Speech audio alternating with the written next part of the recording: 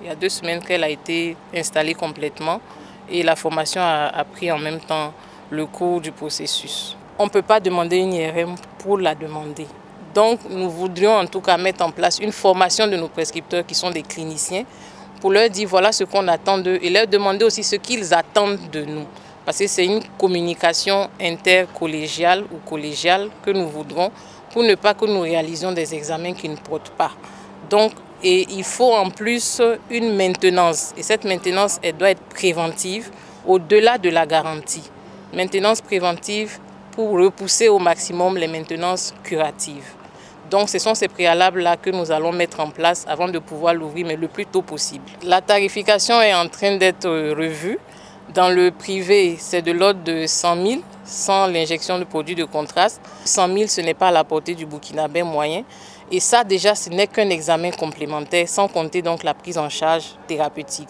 Donc c'est un plaidoyer vis-à-vis de nos autorités pour mettre en marche déjà les assurances maladie universelles et réduire un peu ce prix-là de l'IRM pour qu'il soit à la portée de tous les burkinabés. C'est un plus, parce que parfois on envoyait déjà de bobos à Ouaga pour réaliser cette technique.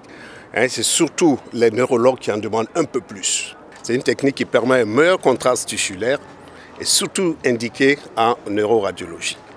Cependant, toutes les autres parties de l'organisme peuvent être explorées en fonction des indications. Une très bonne machine aussi en ce qui concerne l'ostéo articulaire. Vous voyez par exemple chez les joueurs de football, ils ont parfois des incidents au niveau du genou. C'est une très bonne technique qui permet d'étiqueter les pathologies.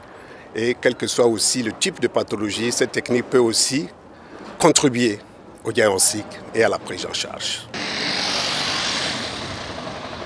Depuis le fonctionnement du scanner en février de 2023, là, on a pu avoir 1811 patients. Les évacuations qu'on envoyait à Ouaga pour faire du scanner, tout ça vraiment, ça n'existe plus.